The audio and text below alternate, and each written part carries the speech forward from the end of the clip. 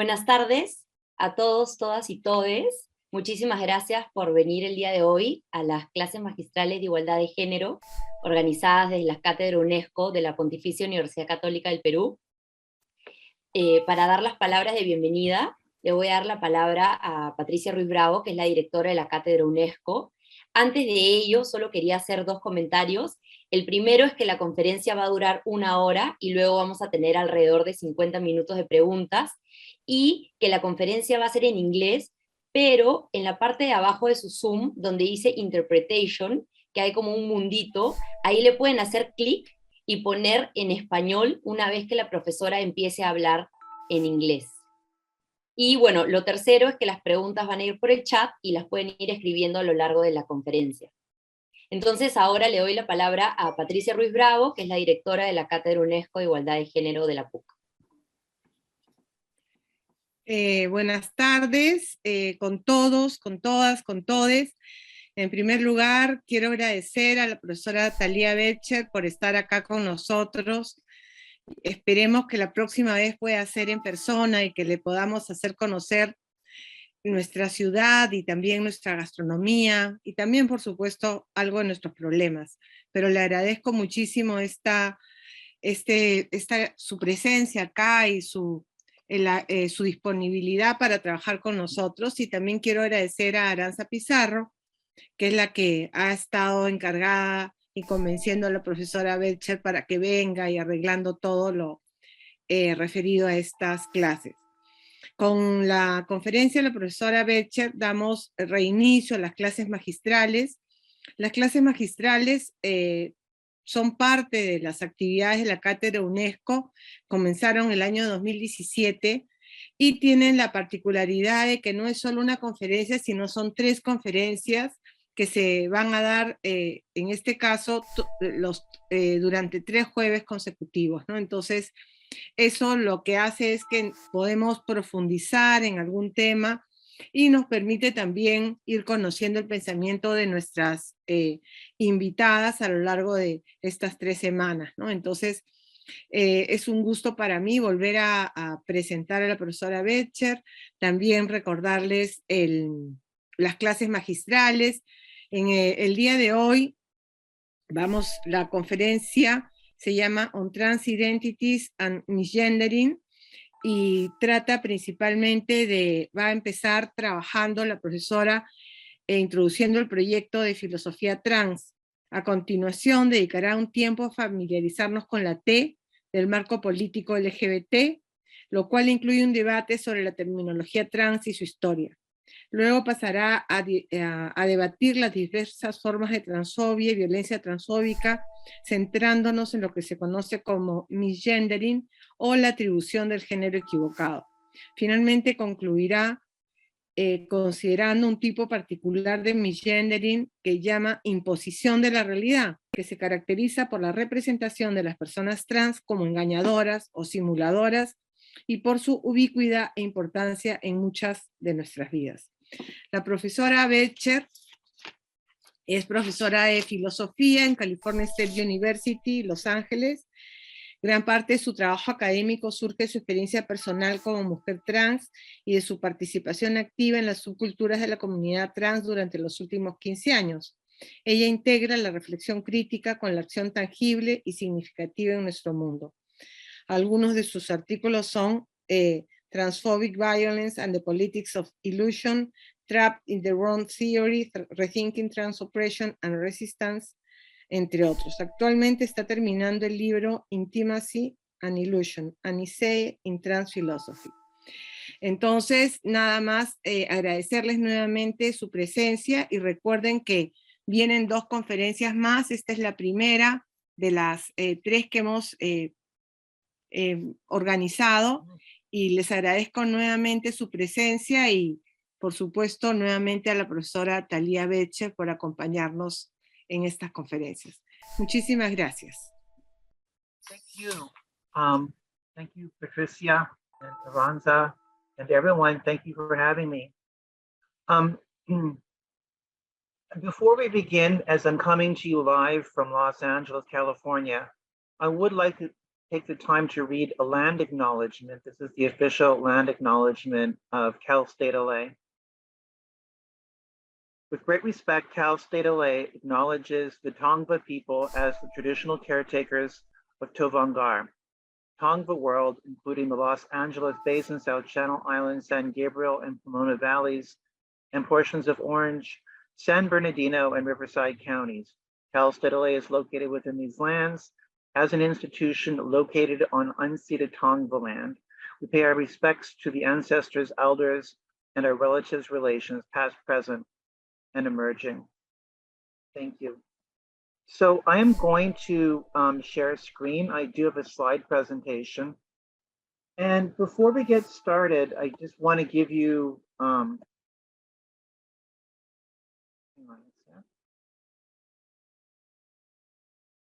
a heads up about sort of the series as a whole, what we'll be covering, and then what we'll be covering today. So the theme that I want to work through all three talks is on trans oppression. And specifically, I want to focus on the phenomenon that I call reality enforcement, which is the phenomenon as viewing trans women as really men disguised as women and viewing trans men as really women disguised as men, disguised as men, sorry. And this has been of concern to me, this phenomenon, for a very, very long time. I think that it is important in the lives of many trans and non-binary folk. And so I've been thinking a lot about it. And so the talk today is basically the beginning. Next week will be the middle, and the third talk will be the end. So today is sort of an introduction. And I don't know, how much you know, and with trans stuff, there's always this sort of piece about like bringing people on board and sort of, introducing people to what's going on. So I want to spend the time to do that. We have the time, and I kind of want to take it slow. Our next talk will be sort of more in depth, and we're going to focus on not only the transphobic violence, but we're going to focus on the ways in which it intermeshes with other forms of oppression, such as sexism, classism, and racism. And then finally, in the last talk, I want to talk about sort of the consequences of our discussions for trans theory and politics more generally. So today, you can think of it as broken down into 4 parts. The first thing I wanted to do is just talk to you a bit about myself, what I do, kind of my approach to philosophy, my approach to trans philosophy, and sort of talk a bit about what that is. Then I want to spend some time talking about sort of these tricky issues around transgender, trans terminologies. We'll spend a little bit of time talking about transphobia and trans oppression and transphobic violence in general. And then I want to conclude by introducing a little bit around reality enforcement. So it's only very recently in the worlds that I travel, at any rate, that the expression trans philosophy has become at all prominent at all. Really, I like to say I don't think it existed before 2016, at least not the expression. For a long time, I guess since 2000, since I started teaching at Cal State LA, I've been philosophizing about issues that pertain to trans people. And for me, it was always very grounded in my experience with the world.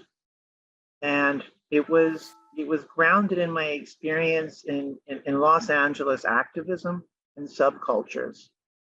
About 2000 until now, actually a little bit earlier. And I think that this is important for me because turning to, I wasn't originally going to be a trans philosopher. My dissertation was in early modern philosophy. I philosophized stuff around the self. I was interested in the empiricist philosophy of George Berkeley and David Hume. But actual real life events that happened to me and to happen to people I knew, sort of caused me to really change my direction and think like, I'm a philosopher, you know, I'm a pretty smart girl, and I want to think about the things that are important to me. I want to think about what's happening in the communities that I know. And that for me is a very important piece of philosophizing, trans philosophizing. And so one of the things that means is I want to be clear about this, and it's a theme that I'll talk about as we sort of go on in various different ways. By philosophizing, I like to make it explicit that it's kind of local. Like I draw on my experiences in the areas that I know in Los Angeles. And I don't want to presume that they translate everywhere in the world. I don't want to generalize them. I think that some of the things that I'm doing are interesting and can apply in other places. But what's happening locally in other worlds for trans people is very different. And so I want to be cautious. And I think that's an important piece when it comes to doing trans philosophy. I just recently wrote this long article on what is trans philosophy, and it occurred to me that there's a very simple way of almost defining it, or at least what it means to me. For me, trans philosophy is a form of philosophizing as a form of trans resistance. So if you philosophize as a way of resisting trans oppression, I think that's trans philosophy. You know, not all philosophy is like that. Most philosophy is very like, let's figure out the universe from a detached perspective. My perspective is not detached. My perspective, as I said, is local and it's engaged. And it's so much about trying to figure out what's going on. And so I like to talk about what I call ground-bound philosophy, as opposed to pristine philosophy.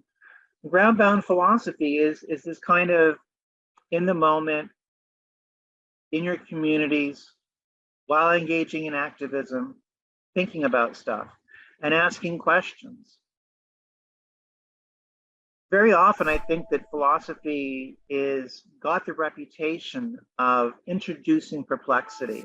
So the idea is, you know, the common individual is just sitting around untroubled by life, and philosophy comes in and it asks these perplexing questions and sort of disturbs the person and makes them realize that maybe they don't know what they thought they knew. So, you know, how do you know you're not dreaming? How do you know that, you know, the world exists, that you have a body and so forth, those types of questions. But I submit to you that people who confront various forms of oppression in their lives don't need someone to confuse them and to say life is confusing, right? It's already there. You're already wondering. Everyone is telling me that life is normal and this makes sense, but to me it makes no sense. I don't know what's going on. Here the perplexity arises as a consequence of oppression. It says that the common sense doesn't make any sense, at least not to me. And so here what happens is philosophy proceeds more as a kind of illumination. How can we find our way? How can we try to make sense of these confusing experiences? So that's one important piece of what trans philosophy is to me.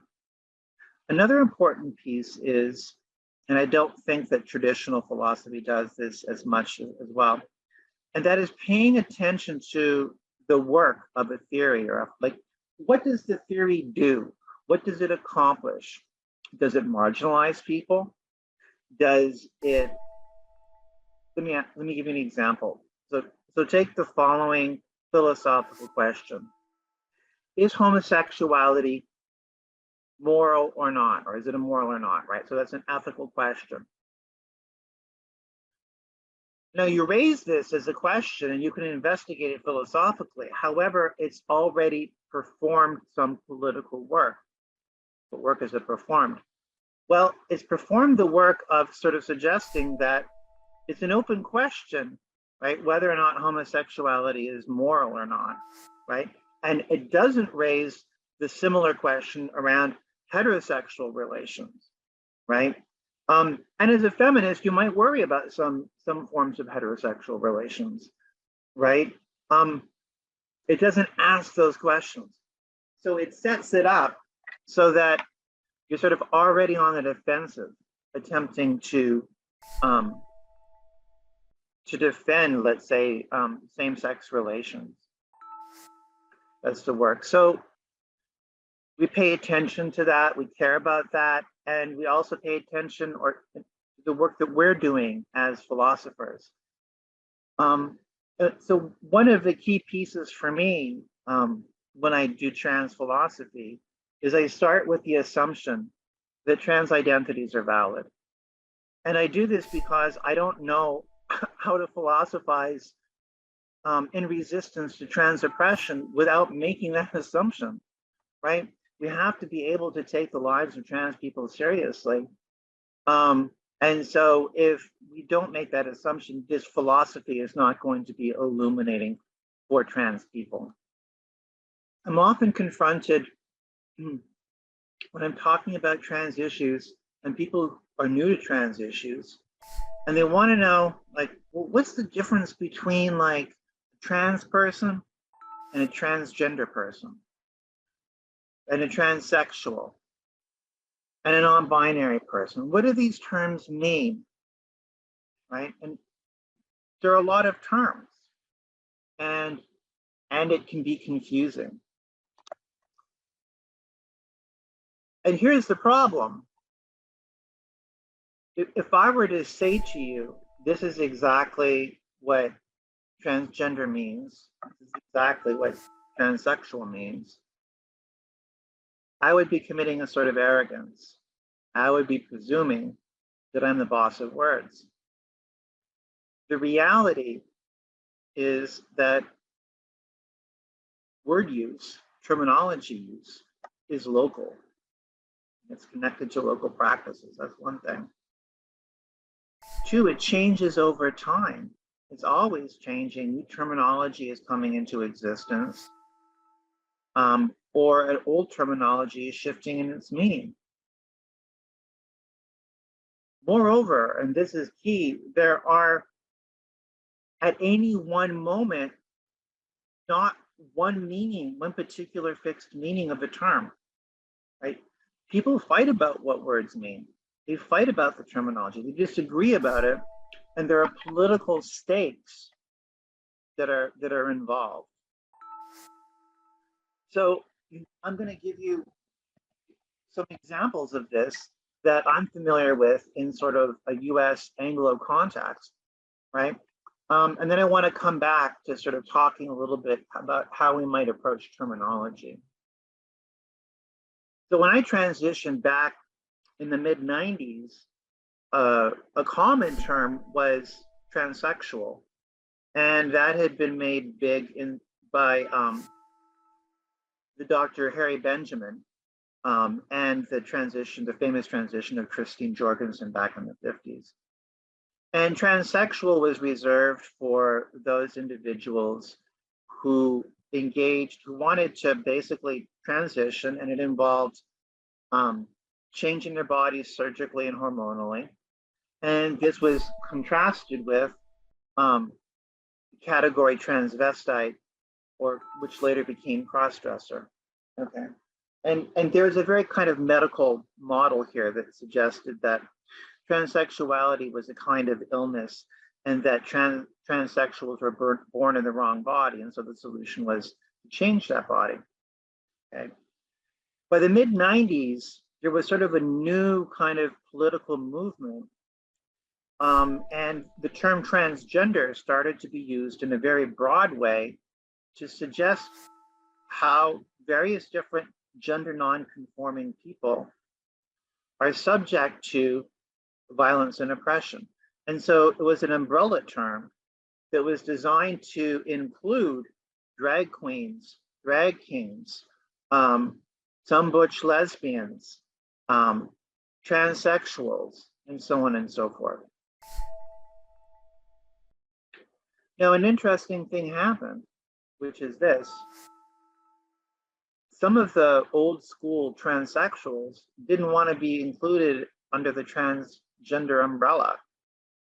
They said, we're not political, we just have this problem that we need to get fixed medically, and then we're good to go. And we don't count ourselves as transgender. Well, the people who were promoting the term transgender said, no, look, it's an umbrella term, and it includes transsexuals, and it includes cross-dressers and drag queens and all this stuff.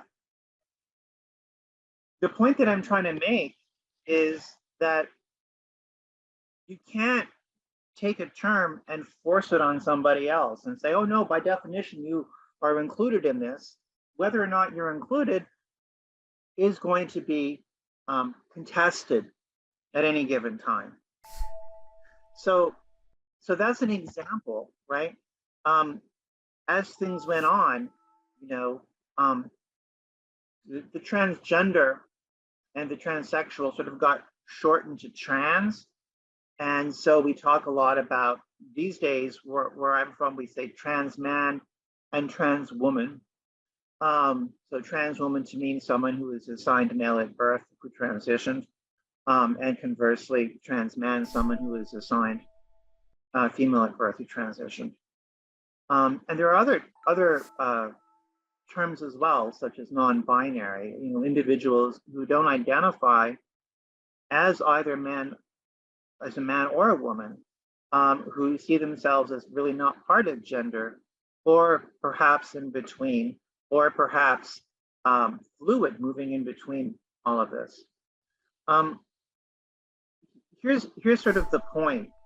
You know, I think that rather than say, this is what the words mean, the way to proceed is to describe where the words are used, the location, describe the various ways in which those words are used, and how they're contested politically when they're used.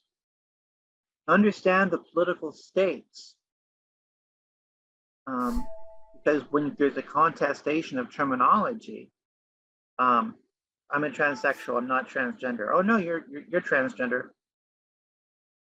There's questions around the validity of identities and who gets to choose who is what. Understand the political stakes. And I think finally, sort of, and perhaps most importantly, is that when it comes to these terminology, these terms, every single individual is going to find meaning in a term that resonates with them. And you honestly don't really know with any depth what that term means to them unless they've shared it with you. It may mean something to say, I don't like transgender, I don't like transsexual. For me, the category woman is most important, and so forth. In a sense, if someone is sharing to you what these words mean to you, you're understanding who and what they are in a far more specific way. One of the worries I had when I was invited to present to you is precisely that, you know, I know this terminology and it's an English terminology, and I understand that, you know, it's being, you know, in a way transported across the globe as if it were universal. But I'm acutely aware of the political stakes in that. I'm acutely aware of, you know, right now, in this very moment, right, there is translation going on, right? And translation is never perfect, right? Sometimes you cannot take a word that is, say, in English and translate it into Spanish and have it be the same, especially when it's a term of self-identification, right? You may not identify as transgender, you may identify as transgénero, and that difference is important.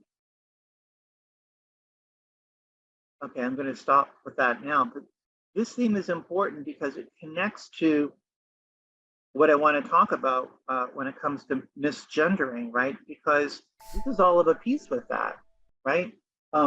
If you force someone into a category that they don't want, or you insist that that terminology means something they don't take it to mean, then there's a problem, right? And this is why, for me, I always build in self-identification to any terminology. So if you are a trans man, it's because in part you identify as a trans man, right? If you don't identify as a trans man, you're not a trans man in my book. Self-identification becomes key. I want to also just sort of break down various different features that are relevant to our discussion. You know, I don't want to, make a few distinctions just so we're on the same page. So it's very famous sort of distinction that will come with the transgender politics, which is, you distinguish gender identity from sexual orientation. Sexual orientation, affectional orientation concerns who you're attracted to, the gender or the sex of the person that you're attracted to. Whereas gender identity has to do with how you see yourself. Do you see yourself as a man? Do you see yourself as a woman? Do you see yourself as a trans woman? Do you see yourself as non-binary? That's gender identity. And the thought is that these are distinct. So just because you're a trans woman doesn't necessarily mean that you're attracted to men. You could be bi. You could be attracted only to women. You could be attracted only to other trans people or non-binary people. So the idea is to make this separation. I want to say a little bit more. So you might call the categories man, woman, non-binary gender categories, and the categories male, female, intersex, sex categories. And so as you probably know, there's a famous sex gender distinction that says, well, sex is biological and gender concerns roles and social status and so forth.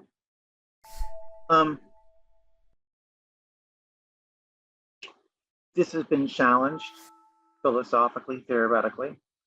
And I myself am inclined to think that male and female, at least when it concerns people, is also a social phenomenon. And we'll probably get to that, not today, but by next time we will. One of the interesting things about gender identity is the word gender in front of identity. So this makes you think about, oh, I self-identify as a woman or a man. That is what the gender categories. However, it's important to note that gender identity also includes self-identification with sex categories. So for instance, to speak, personally, right? I self-identify as a woman. I also self-identify as female. This is not an uncommon phenomenon. I also want to just briefly introduce the idea of sexual identity. So I said that sexual orientation is who you're attracted to, right? Are you attracted to men, women, both, et cetera, et cetera. As an aside, sexuality is way more complicated than orientation. And it always frustrates me talking about sexuality that way, where it's always very specifically focused on the gender of the person you're attracted to. It's far more complicated. Everybody knows that, I think. But who you're attracted to, your sexuality, is different from how you self-identify. And we can think of gay and lesbian and bi and pansexual and all these various different terms as sexual identification. So you can be attracted to men and only men. You may not self-identify as gay, right? And the thought that you must self-identify as gay is suspicious to me, right? we need to know more about what's going on. So I think that there is this idea of a kind of sexual identity, or how we view ourselves sexually. And I will point out there is an overlap between sexual identity and gender identity, which is, right, if your sexual identity is I'm a lesbian, right, that typically implies that your gender identity is going to be that of a woman. So there's right. Similarly, if you identify as gay, there's going to be this implication that your gender identity is man. Okay, hopefully I'm not getting too far in the weeds with this. I just sort of feel obligated to go through this a little bit. So finally, I want to distinguish between two things, and these are often conflated, and I think it's important to distinguish them, and that's between gender expression and gender presentation. So gender expression, I mean ways in which we act, we display ourselves, we think, we communicate. We say, oh, that person is very feminine, or that person is very masculine, right? So we can describe behavior as masculine or feminine. That's what I mean by gender expression. Now, obviously, you can have the gender identity of a man and have a feminine gender expression. That's possible. Similarly, you can see yourself as a woman and be a woman and have a gender expression that is masculine. These things can also come apart. But I also wanted to distinguish, and this is sort of a tricky one, and perhaps the most important for the purposes of these talks. I spend a lot of time thinking about gender presentation.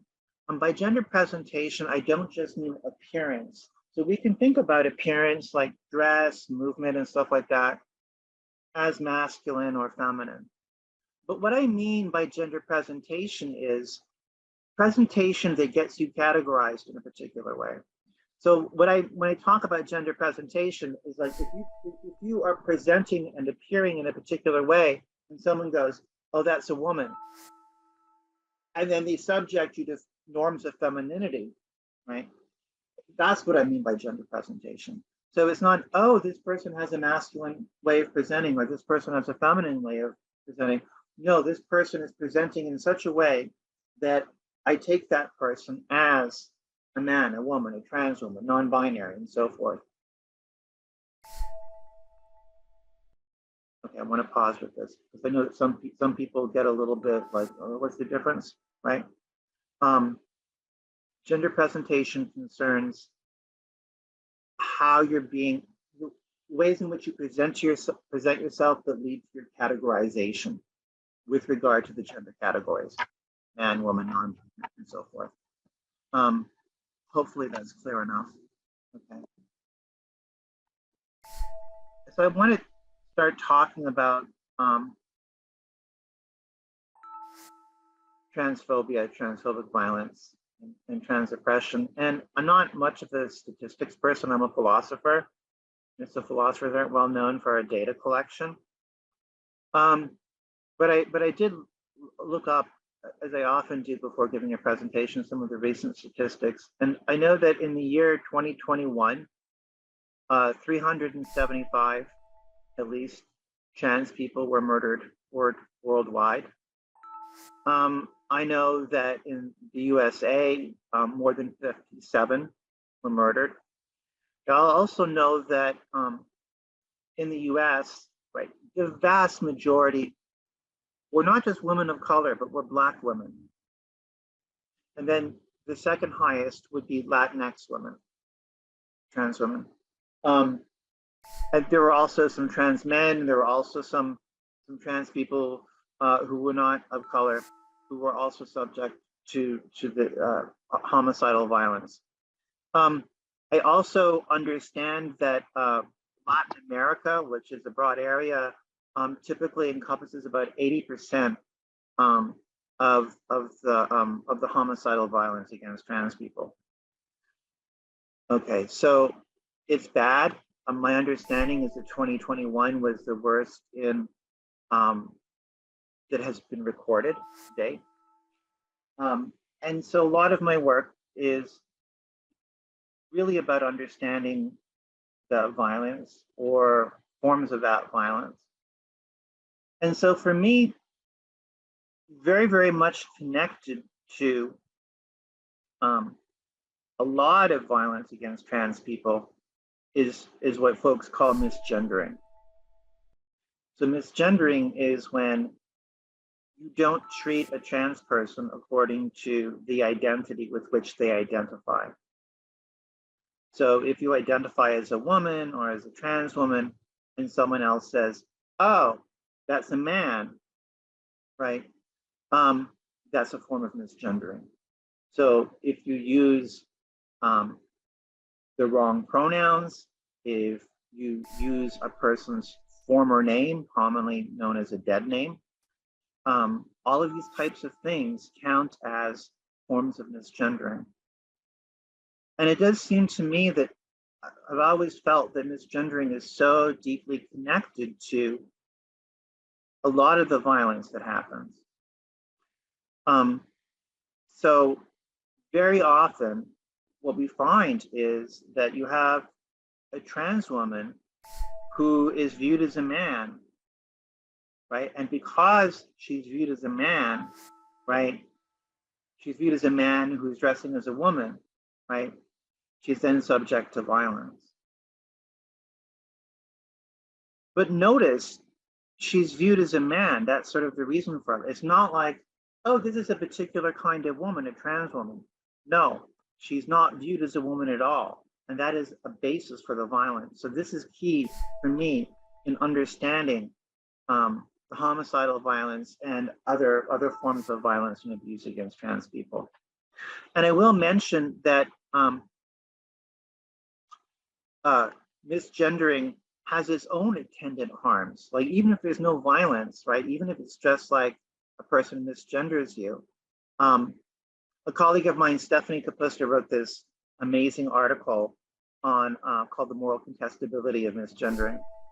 And she outlines some of the harms that attend to misgendering. So one is there's this assault or this sort of attack on one's self-respect, right? If you cannot formulate your life goals and your life vision for yourself because someone else has decided who you are, right? It undermines your sense of respect for yourself. Other examples, other possibilities is this idea of a microaggression. The idea of a microaggression is it keeps coming up. It seems little at the time, in conversation. There's a pronoun slip here, a pronoun slip there, but it's like, but it adds up. It adds up over time. It's like, death by a thousand little paper cuts. And the idea is that these microaggressions can inflict a lot of psychological harm on trans folk, non-binary folk. There are other ways in which you can be harmed. One is there's this notion called hermeneutic injustice that was coined by Miranda Fricker. This idea that you have the resources to be able to tell people about your life and to be able to speak knowledgeably about who you are. And of course, the phenomenon of misgendering undermines the capacity of trans people to be authorities on who and what we are, to speak from our lives and to say, no, this is my experience, this is who I am and what it means to me. And of course, we see misgendering associated with violence, but not just, street violence, but, institutional structural violence. So ways in which, or at least oppression, ways in which trans person may not be able to get identification that match their gender identity or their gender presentation, and this can lead to harms down the road. We'll actually talk about some of these things next time when I want to get into some of the institutional structures that promote misgendering, and in particular, reality enforcement. Where I am in terms of time. We're good on time. Just take a little sip of water.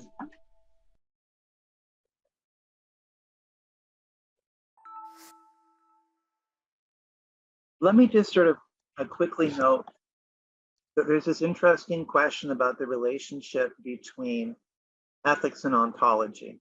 Let me explain what I mean. I've outlined various different harms that attend misgendering of trans and non-binary folk, even if there's no violence attached to it or verbal abuse aside from the misgendering. So yes, there are these harms. Now, I've heard, some transphobes say, well, look, I'm going to say what a person is, and it's more important for me to say the truth or to state the facts than to avoid harming a person. So because the facts are this person is a man, I'm going to call them a man, even though it goes against their gender identity, even though it causes harms, right? So there's this question about the relationship between ethics and ontology. And I think that the possibility, the option that I just outlined for you is one that doesn't make much sense. Like, really, you care so much that the facts be stated that you can't treat this person decently? Obviously, it seems like a tough one to get off the ground.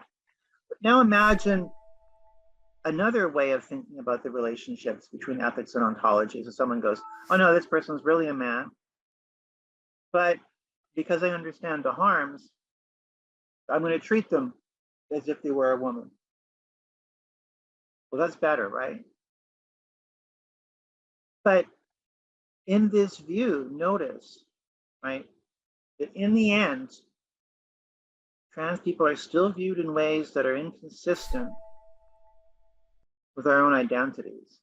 And so you're still going to have perpetuation of various forms of epistemic injustice, such as the hermeneutic injustice that I mentioned earlier.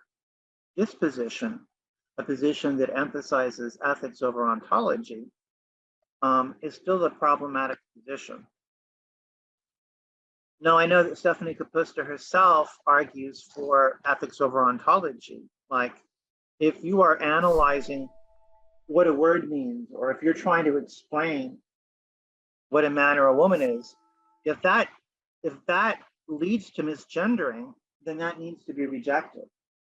So I find that to be an interesting view. My own view, for what it's worth, is I'm a social ontologist, and I believe in multiple ontologies, multiple social worlds. Here I draw very much on the work of Maria Lugones and thinking this through.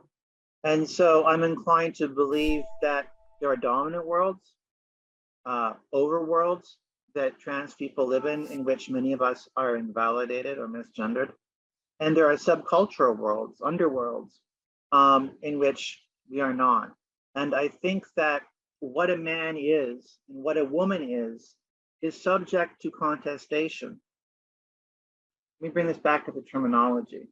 Remember, I said you have these terms like transgender, transsexual, transgeneros, all these different things, right? And the question becomes, right, these things are contested. And what I'm suggesting to you, in my view, terms like man and woman are also contested.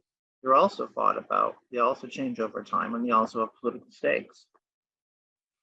In any event, I'm going to stop with that there. Okay, I started doing trans philosophy, and I started thinking about this stuff when a very specific example, a very specific case happened, and that was in 2002, a young trans girl by the name of Juana Rajo was murdered in Newark, California. And she was murdered when some men that she allegedly had sexual relations with found out that she was trans, or what they said was found out she was really a man. After she was murdered, the newspapers continued to represent Juana Rajo as a man, and the defense in the two trials also represented Gwen as someone who was not really a woman or a girl, but was really a man or a boy, who was trying to trick people, who was in fact a deceiver, who was pretending to be something that she wasn't. And in LA community, we organized, a vigil. We organized these speeches. We invited the media. And one of the funny things was that, when the media came and listened to us, they never recorded our voices. They only spoke over us when they showed the clip on the news.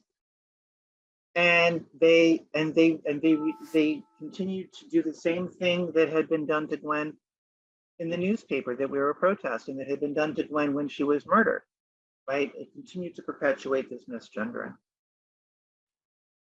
And so this really, because I had been subject to this kind of misgendering before, and I'd known so many of my friends that had, I couldn't do anything else but really think about it. And so some of the people that you see up here on the screen are people, trans people who have been murdered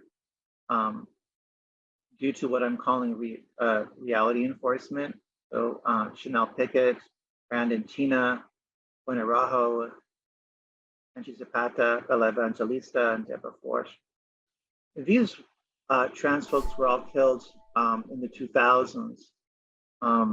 But this type of thing happens a lot and happens every year. And if we have the time, or I don't think we will, I might go into some of the recent cases.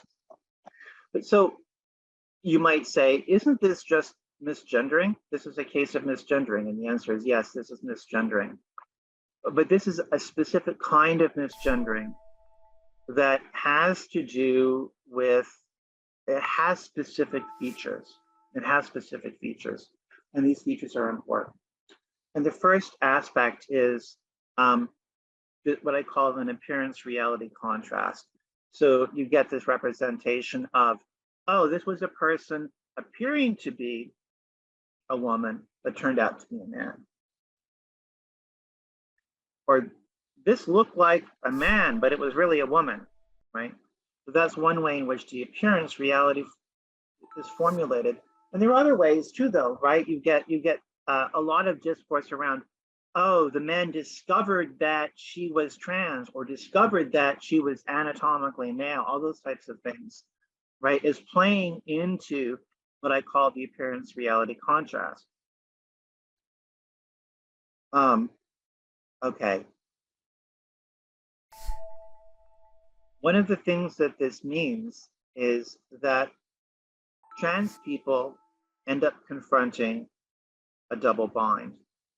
And one of the great feminist philosophers, Marilyn Frye, said that a double bind is a hallmark of oppression. The idea is that you're damned if you do and you're damned if you don't. No matter what you do, it's a problem, right? And so in this case, the thought is that the trans people have a sort of choice, if you have a choice, which is to either not say that we're trans, right? And if we don't say that we're trans, and then someone later on finds out, then we're going to be subject to the appearance reality contrast. Oh, that's really a man disguised as a woman. Oh, that's really a woman disguised as a man. And then we are viewed as deceivers, as trickers, as trying to pretend that we're something that we're not. Okay. And often this is what is going on. So this was prevalent in the case of the murders of Chanel Pickett, Angie Zapata, Buenarajo, Bella Evangelista, Deborah Fort, and all these cases, right? What ends up happening is there's this sort of alleged shocking moment of discovery upon which the trans person is murdered. And then you have what is known as the trans panic defense, used in a courtroom, in which the defense will try to defend the accused by saying, look, they didn't know that was really a man. And they became enraged when they found out because they were sexually attracted to them. They couldn't control themselves. And so they ended up attacking and killing this person. If that sounds familiar to blaming the victim in the case of rape, right? I don't think it's an accident, right? So you think about sort of similar discourse with,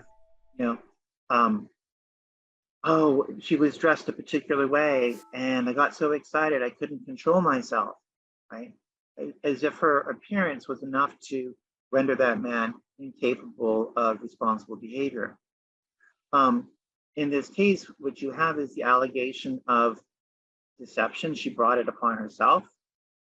If she didn't deceive, if she came out and said that she was trans, then there wouldn't have been a problem.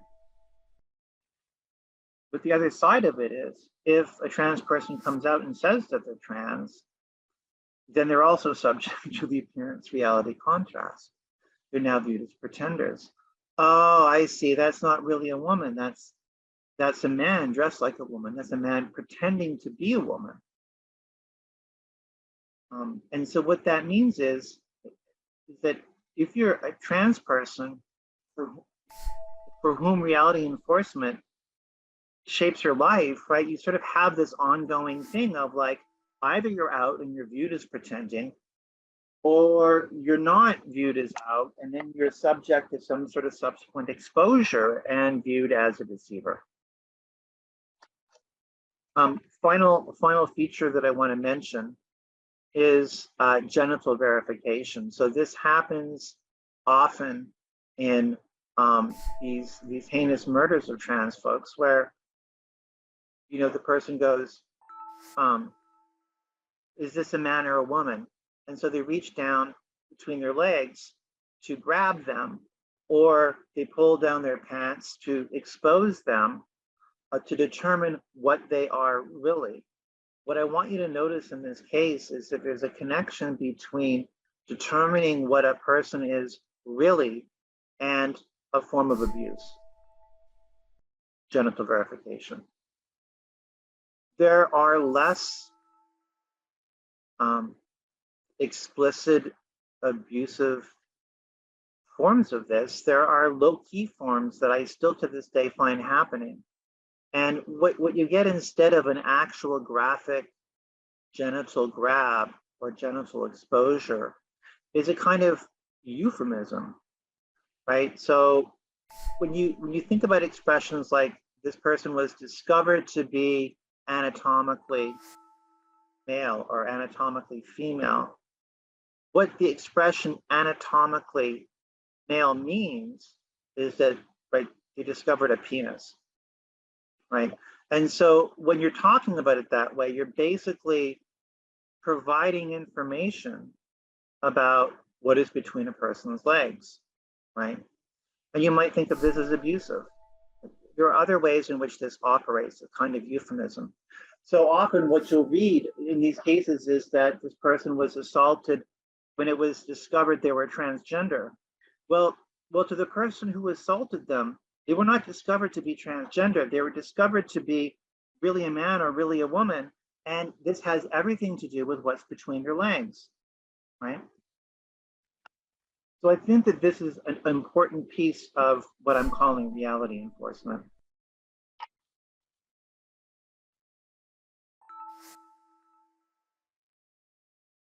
Have things changed? It wasn't too long ago, I was giving a talk and I was talking about these issues. And someone said to me, well, you wrote this article, Evil Deceivers and Make-Believers, a long time ago. So things have changed. And so what do you think is sort of the most prevalent form of phobia now? And I still think it's reality enforcement. I mean, I went looking at the stats today, and there are like, in 2021, there was a handful of trans women murdered due to reality enforcement.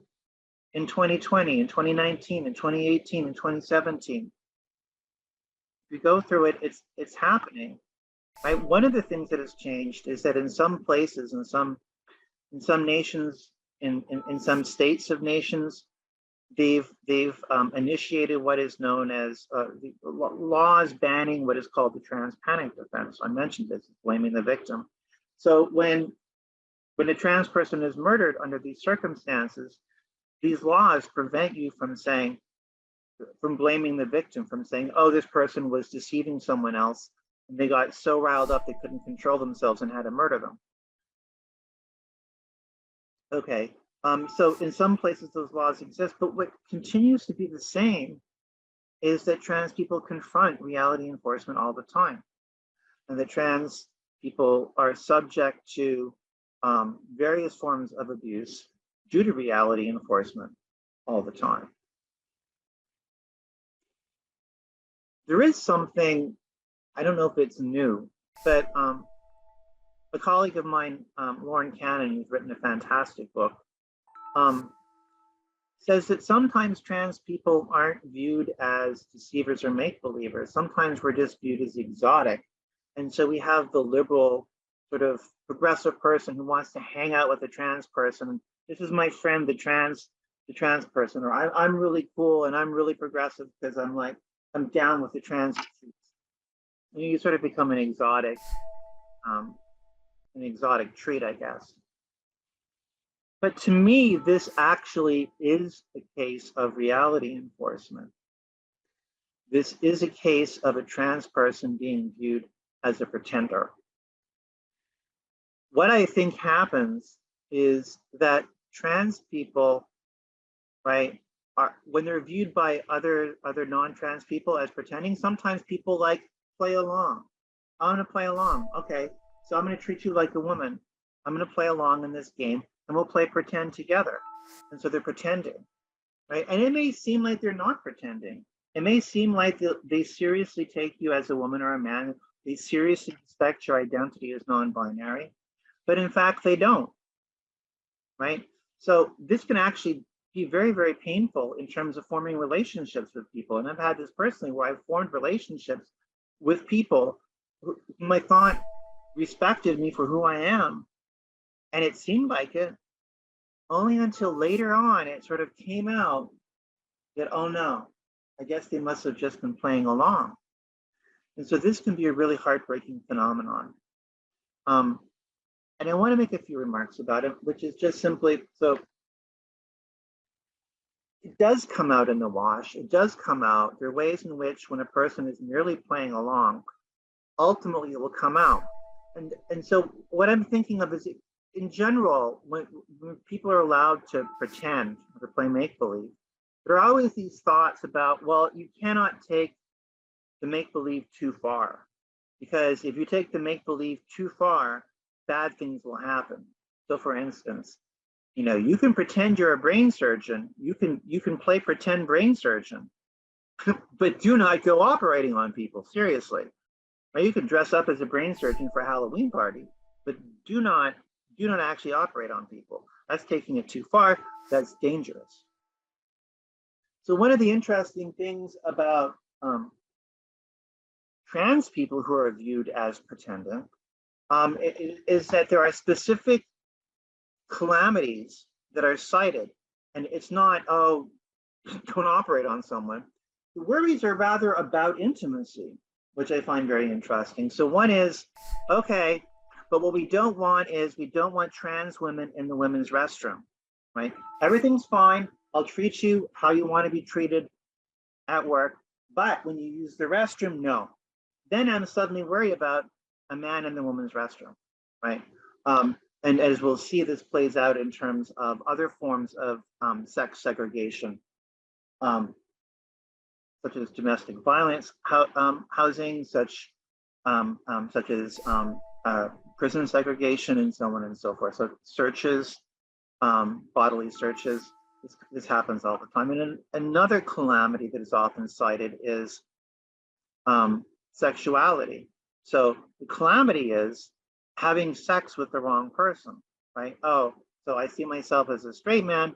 I don't want to have sex with really a man. And that's the calamity. So I'll treat you as a woman to a point, but no, when it comes to the sexual arena, you're a man. So to me, this clearly indicates that these moments of acceptance are not moments of acceptance.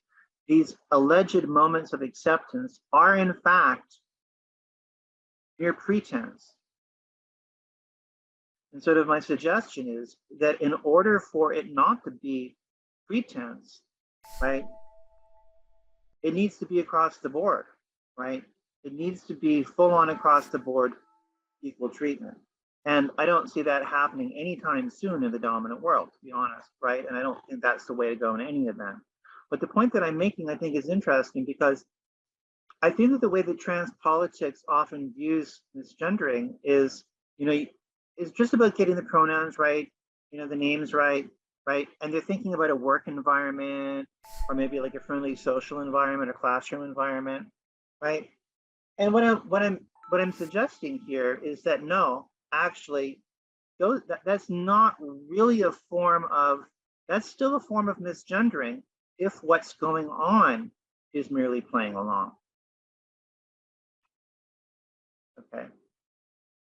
I have one last slide, and when I was reflecting on these issues, I came up with sort of a funny idea in its own way, but I think it's actually a profound idea, and will guide us through the rest of what follows. And so we've been talking a lot about categories and terminology and how these things have different meanings. But one of the interesting things about reality enforcement is that it's not just about this term or that. It's about a relationship between gender presentation and sexed body or genitals or genital status. So it's not just about words, it's about practices. And so when a trans person is accused of deception or pretense, it's not just about the words or the labels, it's about the gender presentation. And so this is basically the idea, right?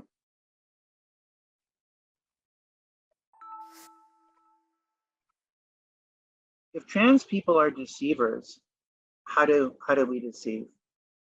Well, presumably through our gender presentation cases. And if we deceive, what are we deceiving about? Well, I would submit to you effectively genital status. Well, if that's true, if the falsehood is genital status communicated through gender presentation, doesn't it follow that everybody else is truthfully communicating genitals through their gender presentation? That is, the gender presentation means genital status, communicates genital status. This is interesting because you might think, it's no one's business what's between my legs, right? I mean, and this is just the way that, if you think about it, even with a close friend, if you're sitting with them over lunch and you say, so tell me about your genitals, it's rude. It's rude and inappropriate, and it's invasive.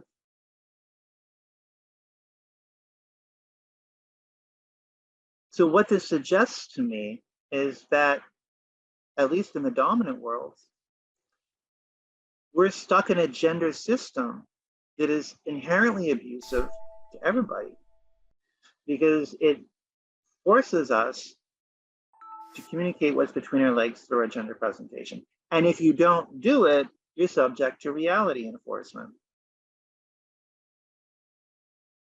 So these are the social practices that I think lie behind this phenomenon of reality enforcement that I'm talking so much about. And I think we're okay on time. So next time, what I want to do is I want to start thinking about reality enforcement in a more theoretical, philosophical way. I also want to talk about ways in which it is intermeshed with other forms of oppression and ways in which it is institutionalized. One of the things that I'll be drawing on is my work in what was called the Transgender Working Group. And we developed policies for LAPD, Los Angeles Police, to follow on how to treat trans people properly. And so I'll talk a little bit about the policies. I'll talk about our experiences interacting with PD and trying to get them to change their policies and what happened. So that is up for next time. And with that, I am going to stop and thank you for your kind attention and open it up for questions. Thank you very much, Talia. It was a wonderful presentation. Now I'm gonna read some of the questions. So most of the questions are in Spanish, so I'm gonna translate them. Well, first we have someone that says hi from El Salvador. Hi. Okay, so Madeline Gutierrez, she says good night, and she wants to know why this idea between sex and gender. Okay, so she wants you to explain a little bit more about this distinction between sex and gender in philosophy that you mentioned in the beginning. Okay. So do you want me to read one question and then you answer, or do you prefer to let's do one at a time. That way okay. that one can have individual attention. Great, perfect. It's a good question. And I'm sorry I sort of breezed through that, but the sex gender distinction is sort of this common idea, not only in philosophy, but I would say in social science, social theory kind of stuff. And it says like there is biologically, right? This is the view, it's not my view. We have adult female members of the species Homo sapiens. We have adult males members of the species Homo sapiens. That's sex, biological sex. And then what happens is that culture is overlaid on top of this. And so various different roles and expectations are assigned to males and females, and those cultural expectations are gender. There are some of us who are inclined to think that even sex is constructed, that even sex is not biological, but in fact social. This is a long conversation. I'm not going to get into it now unless you follow up with more questions about it, and I will. But I think that some of the things that we talk about next week will help get us in that direction. Actually, I will tease it a little bit. Notice that when we talk about things like genitals, were important at the talk today. And we like to think of those as like, that's biological sex, right? Part of biological sex. But notice that we're also talking about abuse. We're talking about boundaries, talking about like genitals being governed by boundaries. We're talking about even sharing information about genital status as being subject to boundaries. When we get into boundaries, that's not a phenomenon of natural science. That's a moral phenomenon. That's a socio-moral phenomenon. And so this is the direction I go in when I start to think about at least the sex of people as a social phenomenon. I hope that answers your question. Thank you for it. Thank you very much. So this is the next question. Okay, so Manuel Abelardo Cárdenas, he says good night, and he asks, how can we assume the emotions of the affective world that's been, okay, yeah, so he wants to know the relation between emotions, the affective world, and how it has been configured by religion and culture in a trans philosophy. And he asked, what other factors could there be to consider a trans ethics? That's a big question, and I don't know that I can do it justice. I mean, certainly thinking about transphobia and transphobic violence, right? I'm focusing on what I take to be sort of the first essential step that we need to think about and contest, and that is the misgendering. But when a trans woman is viewed as really a man, we get into all sorts of issues around same-sex sexuality. And when that is connected to a religious framework, right, if you think about a really, really traditional Christian framework, then this idea of two men together is going to be viewed as like, say, an abomination, as detestable, right? And you could throw in other things, right? So you can think ways in which having sex, a man having sex with a man is viewed as feminizing, as not a masculine thing to do. And so you're also going to have those types of emotions play in some of the transphobic battering, right? So, you know, this is religiously wrong, this is aberrant or an abomination. This is like, I don't want to be associated with this, I'm a man, right? I'm not feminine. And all those types of things can play into it. For me, in thinking about, and this is just, it sort of falls out of my own views, I'm very interested in intimacy. I'm very interested in theorizing intimacy, closeness and distance. And I think that that has a lot to do with what's going on in these cases. But I think that there are effective investments that are a part of the play of intimacy. So take, for example, vulnerability, right? Vulnerability in the right context is a good thing. When you open yourself up emotionally, sexually, physically to another person, right? But you're vulnerable, and you can be subject to other attitudes such as contempt. But there are other things that can happen. You can be subject to a kind of mirroring, so your vulnerability is held gently by the other person. And now you have something, you have this intimate moment. Or think about, I don't like the word dignity because it's got a lot of baggage, but ways in which distance is sometimes important by keeping yourself apart, right? By stopping yourself from being vulnerable in a particular situation. You can have a sense of being together, a sense of composure, if you will. So these are definitely the sorts of effective investments that I think are critical in understanding a kind of trans ethics. Thank you for the question. Okay, so here goes another one.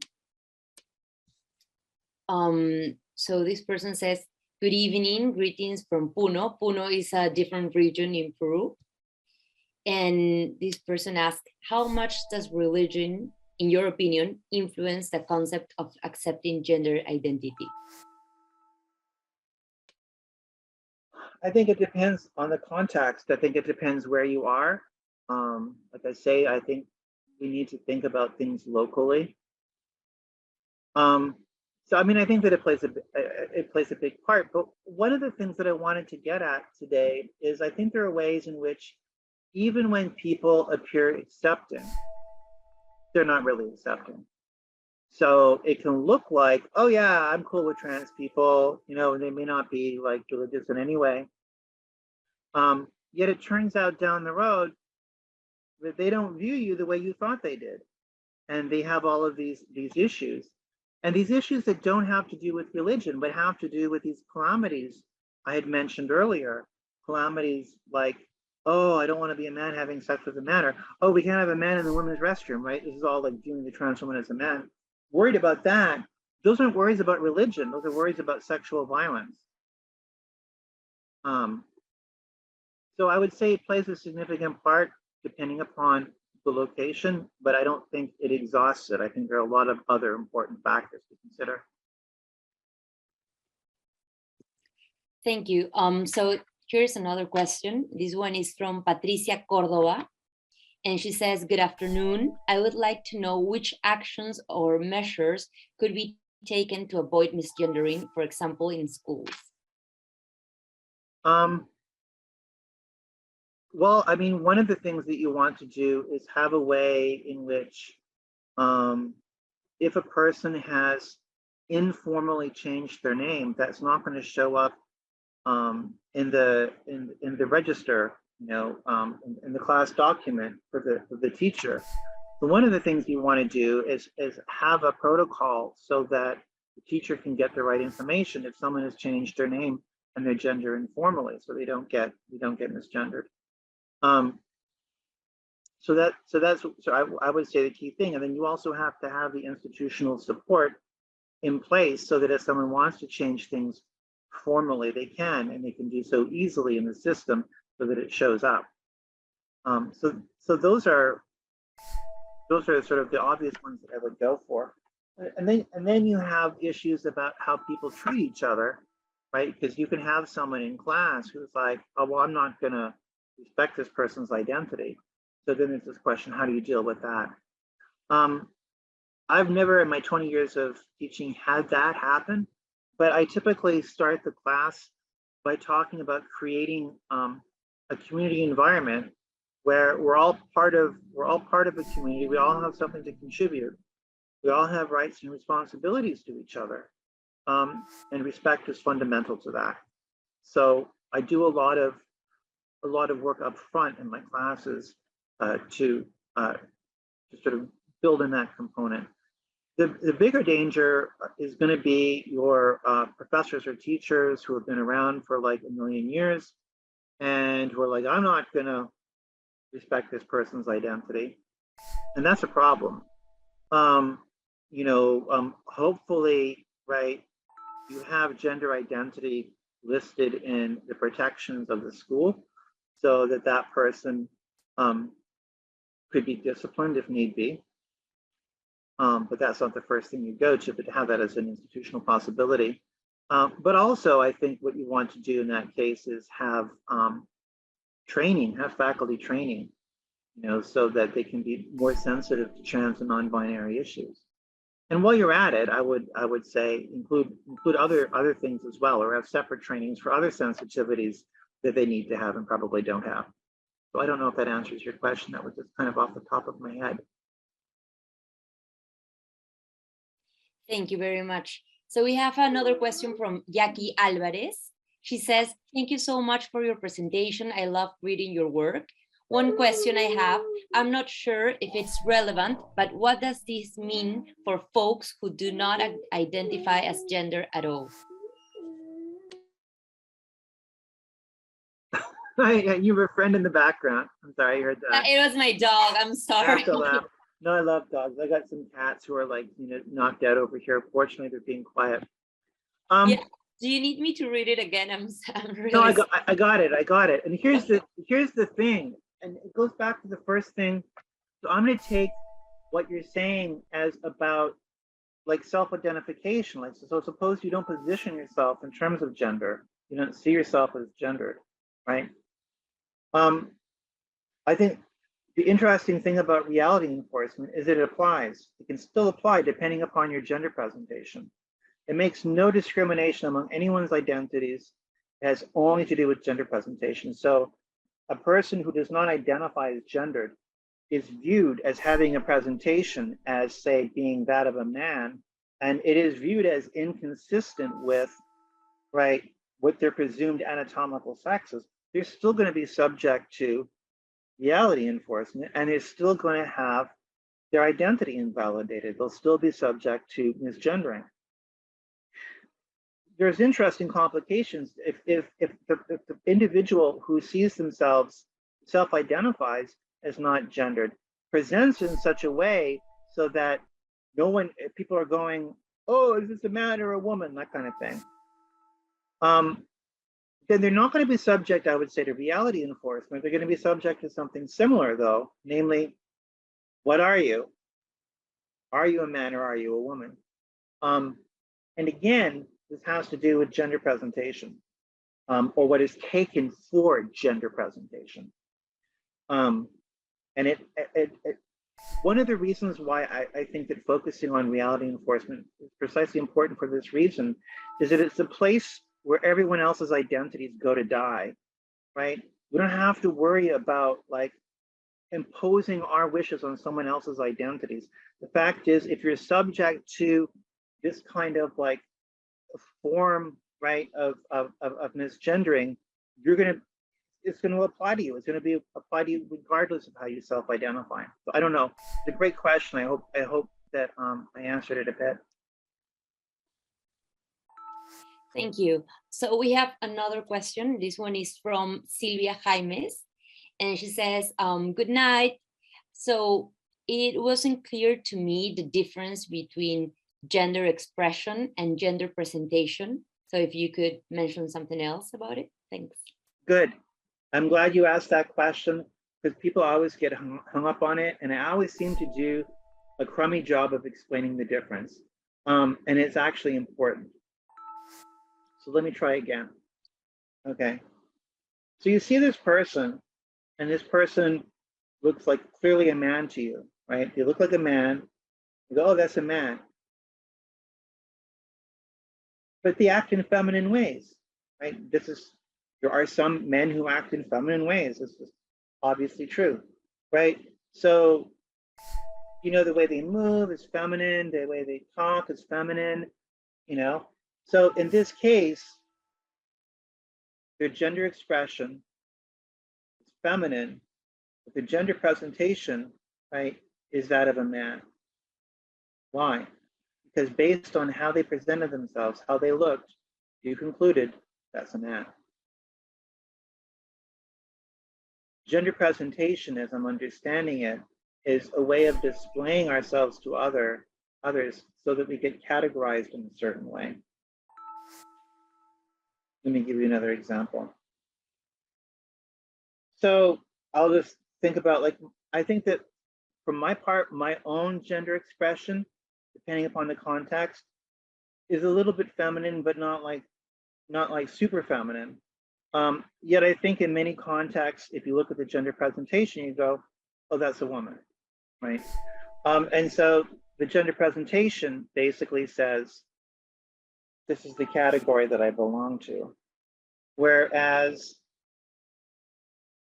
a gender expression is a way of describing a person's behavior, right? And you can describe a person's behavior as masculine or feminine, regardless of how they're categorized, and regardless of how they present.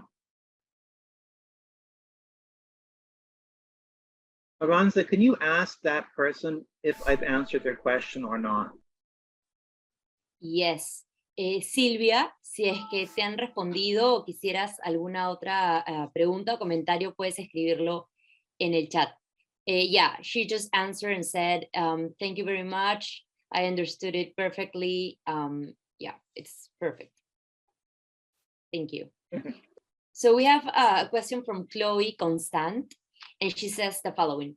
Doesn't speaking of microaggressions detract from the importance of transphobic violence? Or why distinguish between microaggressions from other aggressions? It's a good question. My first response is to throw my colleague under the bus and say that I was getting it from her article, but I won't do that. I mean, I think that you're right. There's a way in which microaggression, and the term microaggression, minimizes the pain that this might cause an individual.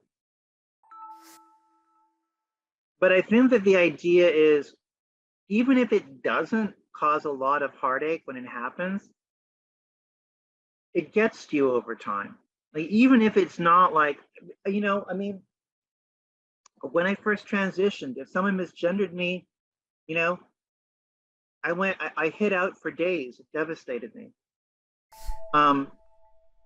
Now I'm much, you know, like a million years later, I feel like I'm used to it. I've suffered through it. And so, like, you know, if I get misgendered here or there, sometimes I'm like, whatever, it doesn't do anything to me. However, it can add up. It can pick at you. It can pick at you, and it can pick at you. And so even when it's small, I think the point is it can be big. And I do think it's worth distinguishing cases in which, you know, okay, I'm going to tell you a story that I'm dealing with. So I go for a walk every morning, right? And there's a homeless gentleman there. There's several homeless guys in the park. When I'm walking, this one guy, he likes to call me Papi, which is sort of the Spanish way of saying, hey, you're really a guy. So he always calls me that. And at first it bothered me a little bit, but then I decided I was probably the happiest part of his day. I don't really care that much. My life is good. You know what I mean? I'm not going to get bothered by it. And I think that comparing that to being physically assaulted, being sexually assaulted, being murdered, those things are very different. one is a minor inconvenience, and one can be life or death. And so I would separate those. Thank you.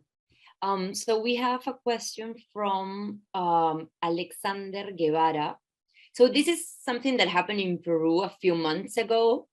So he says, good evening. A few months ago, the Peruvian Congress refused to receive the OEA, which is the American Organization of States. I'm not sure the exact translation.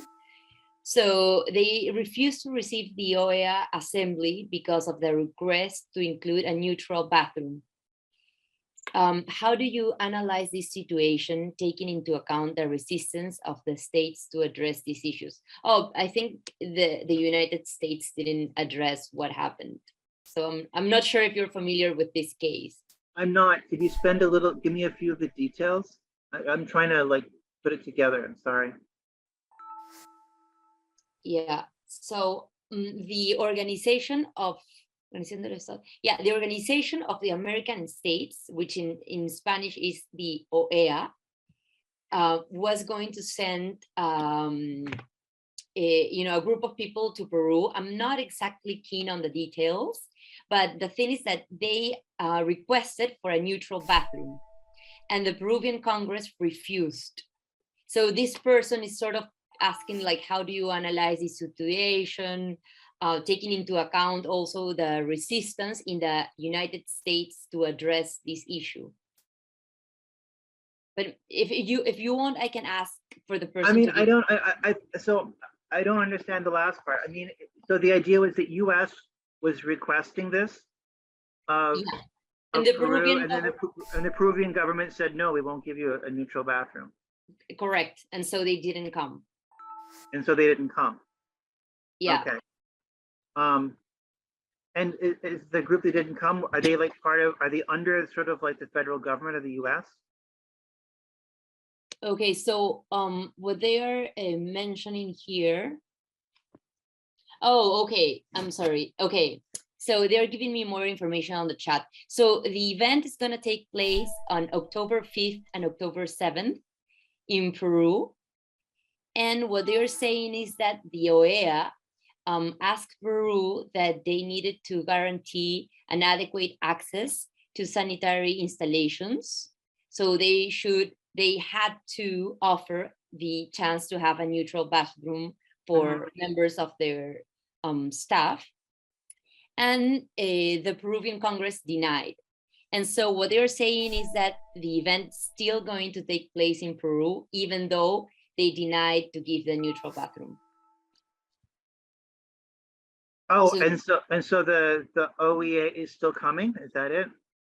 Exactly. And so what they're saying is that they are still coming, even though they refused to give the neutral bathroom, and then sort of like the states didn't say anything in response, like just accepted it. So they want to know, like, your. I mean, it's complicated. There's a lot of details there. Just even trying to understand it now. So, you know, I don't want to.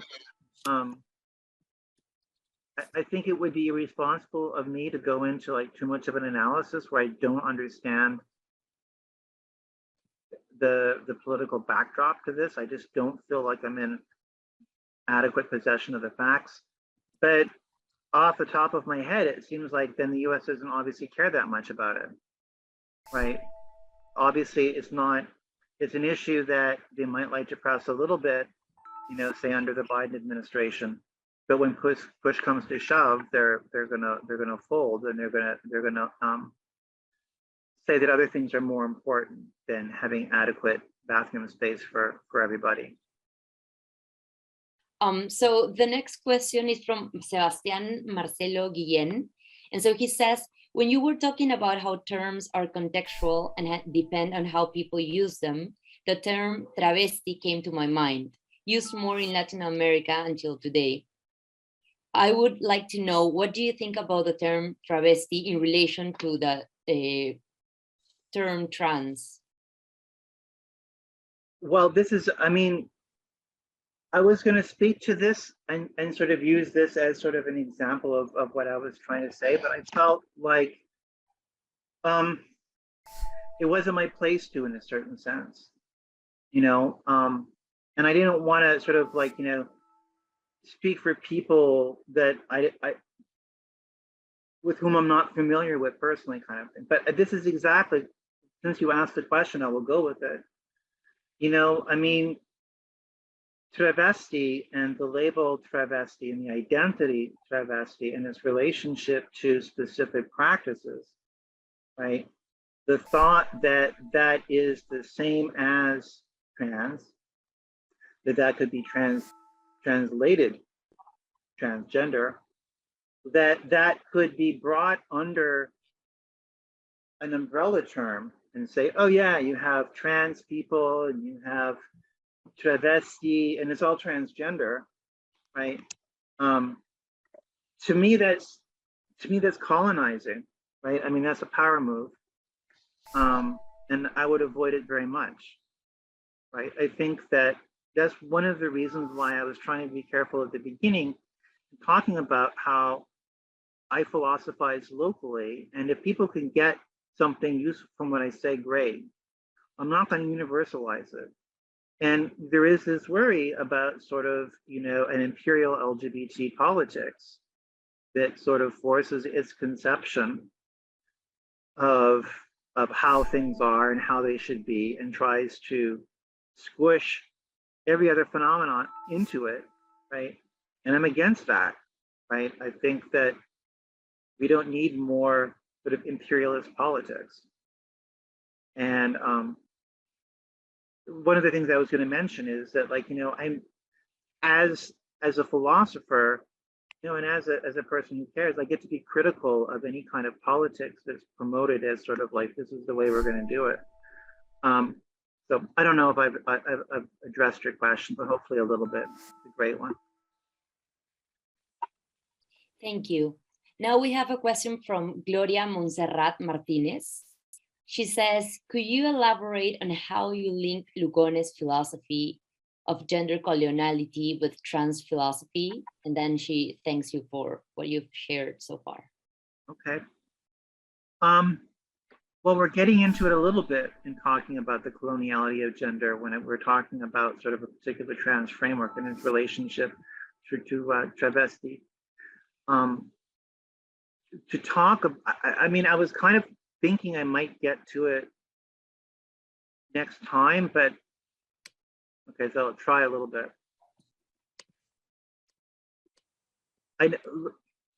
I think that explaining, because I don't know if everyone here is familiar with Lugones's coloniality of gender, and it would require me explaining the coloniality of gender, and it's like a deep, deep conversation.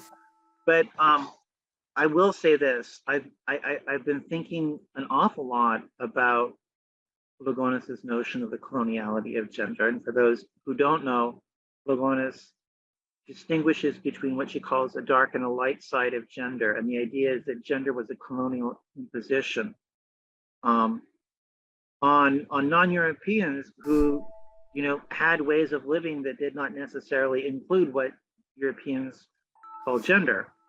Not only was it imposed sort of like, you know, across the board, it wasn't imposed in a kind of even way. There was this dark and this light side, such that if you were not European, if you were not white, you were positioned as not a man and not a woman, but as kind of like almost an animal pre-civilization. I've run through this super quick. And so one of the worries that Lugones has about trans politics and trans studies, and rightfully so, although there's a lot of like new really cutting edge stuff, is that it proceeds from the light side of gender and only theorizes the light side of gender. So take, for example, the view, like there seems to be this underlying view in trans politics that trans people are oppressed by the binary, the split between man and woman, that being forced into one or the other categories is the problem, okay?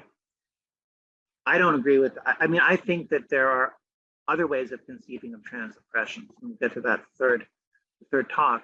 But notice that how bad this position clearly doesn't work if you're going to take Lugones' position seriously, because if you're positioned on the dark side of gender, right, you weren't subject to the binary. You were viewed as sort of outside the binary. You were viewed as in between, or not man, not woman, all these different things.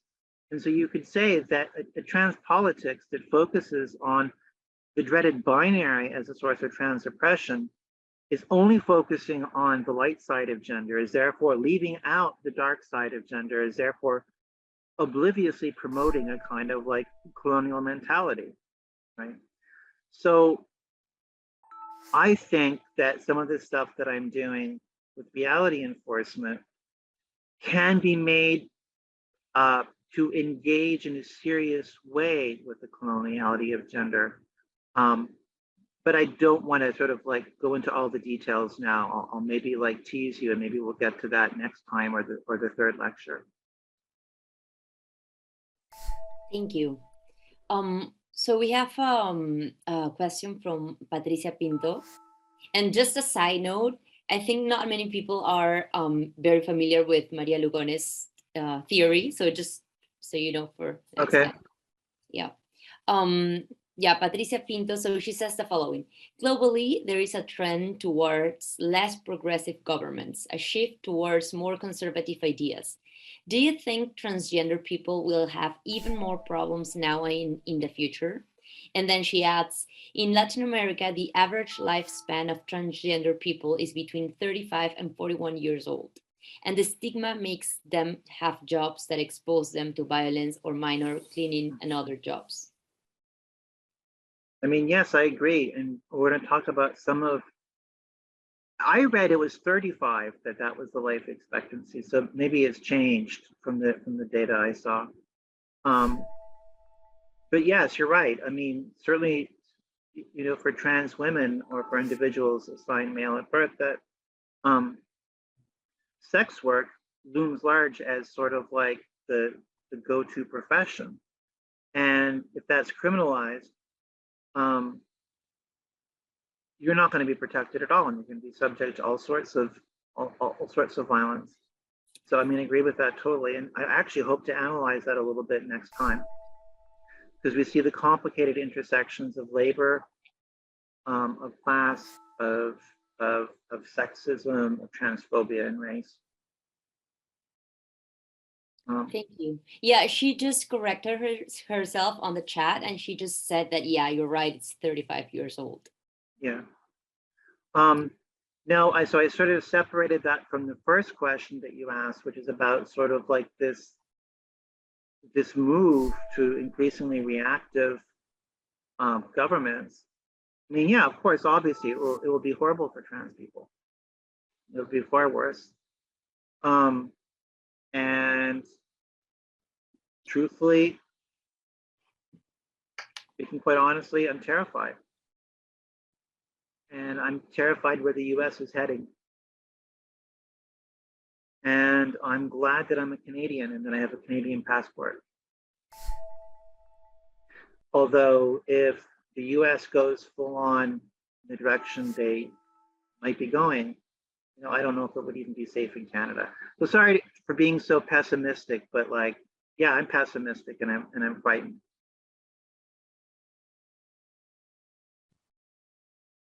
Thank you. So we have a broader question from Susana Rice. So she says, thanks a lot for your excellent presentation. And she's wondering if you're going to speak a little bit more about the situation of trans men. I think that some of the things that I'm talking about relate to trans men, but I have to be honest, a lot of my work sort of skews in the direction of trans women. And I think the reason for that is that it's mostly trans women who are being murdered.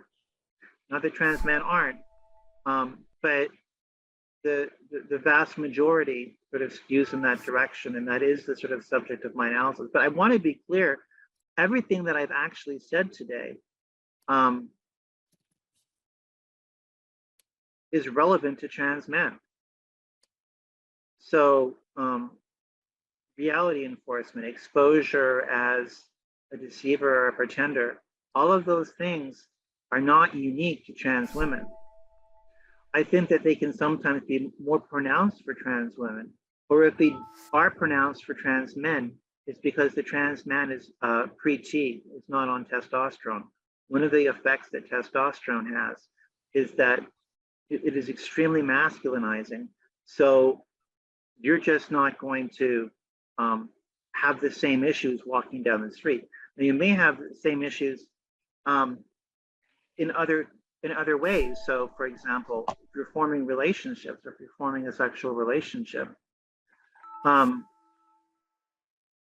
this is going to come out in the wash. It's going to become an issue for you, unless, of course, you've had phalloplasty, and then maybe even then.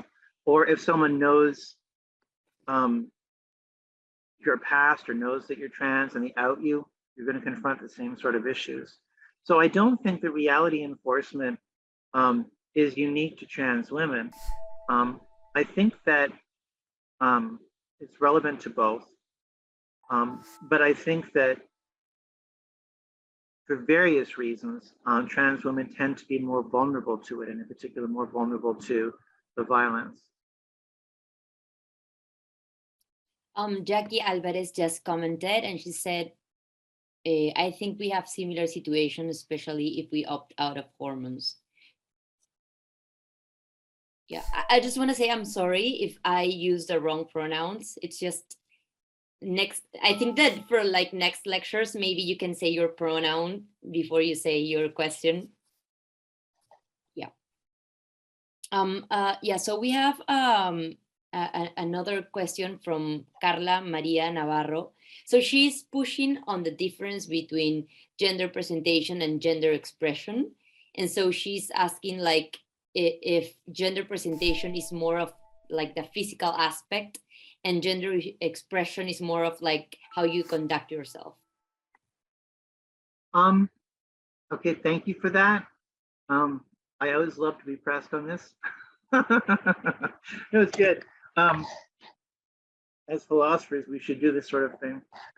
You know, my answer to you would be, it's not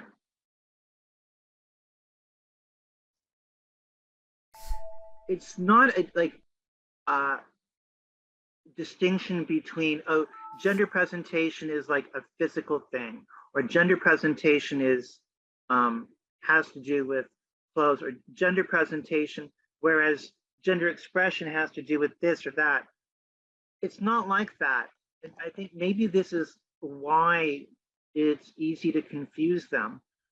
Perhaps a better way to think of it is what they do, right? So when we assess someone's behavior as masculine or feminine, we already regard them as a man or a woman, or as non-binary, right? They've been categorized, and we assess, oh, that's feminine behavior, that's masculine behavior, and we evaluate it. That same thing that when you look at a person, you go, oh, that's very feminine what you're wearing. It's very feminine, you know, as a presentation. If what it's doing, though, I'm sorry, I'm not being clear. I'm going to stop and start again. I have to be honest. My brain turns off at a certain part of the day, and so I'm going to try this again. Think about it not in terms of different sorts of features, like mental features, physical features. Think about it as a distinction between what it is that we're doing, right? So to take my appearance, right? You could go, oh, that's a feminine appearance, right? You've now assessed my appearance or my presentation according to norms, masculine and feminine. And so I would count that, when we're doing it that way, I would count it as expression, because we're subjecting it to norms. So if we evaluate something according to masculine or feminine norms, gender expression. If we're thinking about ways in which a person does something so as to be categorized, that's what I mean by presentation.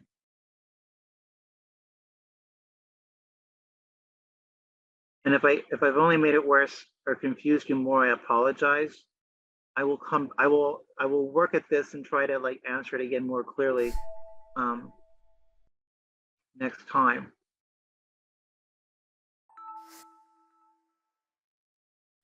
Oh, thank you. I'm sorry. No, I guess so. If any one of you want to add something on the chat after you've gotten your response, you can also do it and I will read it out loud. So I was going to ask you a similar question. So if you could expand a little bit more the difference between sexual identity and sexual orientation, because I sort of get the idea that the sexual identity is like the term you use to describe your sexuality, right? So like I wanted to see if you could expand a little bit more on both of them. Okay, well, I see, sexual orientation as a way of sort of talking about what a person is attracted to sexually. So it's a description of what turns them on. Right.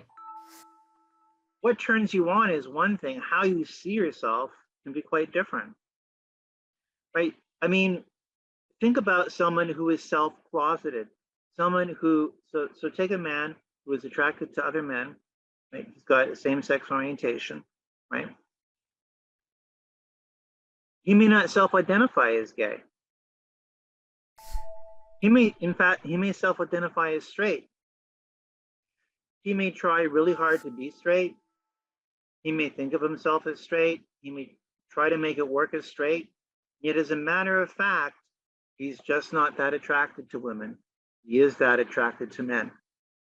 And so at the side of his brain, he's kind of going like, push that to the side because it conflicts with your sexual identity, right? You see yourself as straight. Any kind of thought about like, oh, that guy might be, you keep it away. So notice that there's a disconnect now between how the person sees themselves and their actual sexual experience. Right. So then if you want to see the difference between sexual identity and gender identity, sexual identity would be how you see yourself in terms of sexual orientation. And then gender identity would be how you see yourself in terms of how you identify with these gender categories. Correct. Right. Okay. Yeah, I think sometimes like it's a little complicated when you have many terms and also with a translation. So I know. I was worried about that. I was actually thinking that maybe I should not do that part, but no, I think it's good because many people have had questions, which is very interesting to start a conversation on that. So I think that it worked. So I was just gonna say if more people have questions. I saw that someone wanted to ask something, raise their hand. So we have like a couple of minutes if anyone else. Okay, so here we have a question. Jay Cho says, please put me at the end of the line for questions. I don't want to take time away from others. No, you're fine. okay. Okay. So Jay says, what, if anything, is the relationship between reality enforcement and general social communication views that say we need shared meanings and common knowledge for successful communication and social navigation? And then says, for example, should we say reality enforcement is a failure to mutually negotiate the meanings we'll use in a particular context or interaction, or else some kind of violation of what counts as shared meaning? Wow. Thanks for that, Jay. He's always throwing me the tough ones. So, I mean, yes, shared meanings. And I think that it is like in the dominant world, a shared meaning. I think though that sometimes we are not always fully conscious of the shared meanings, and we're not always clear what they're actually doing. So if you think about like a greeting gesture, like if you wave, right, where, in a certain context, aware of like what that means, what that does, and what someone is doing when they engage in that. But I'm not just talking about social meaning in that sense. I'm not just saying that gender presentation has a particular meaning.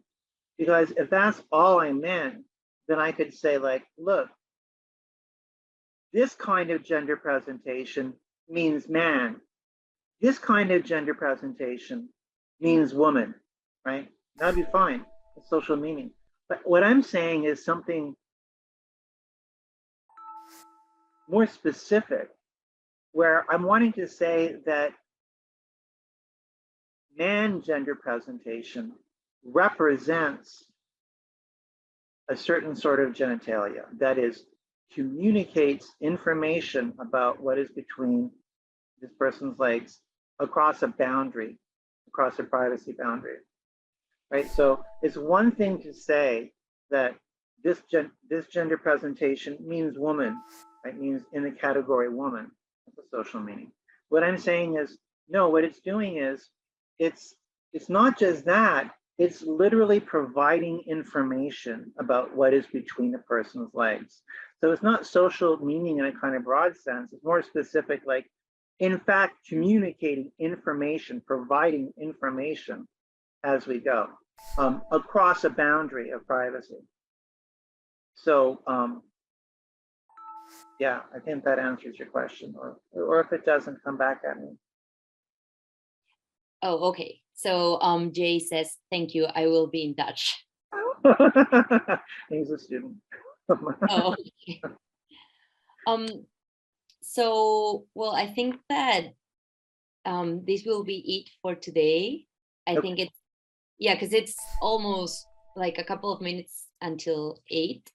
So I just wanted to read 2 things. Abigail Maritiu says, thanks, dear. And also I wanted to read, someone said hi from Chile. Sí, Antonia Hinojosa, she said, thank you very much. Hi from Chile. Okay, I think I've read everyone's. So I just wanted to thank you again from the bottom of my heart from being here today and for doing the UNESCO-PUCP lectures on gender equality. Today has been an incredible talk.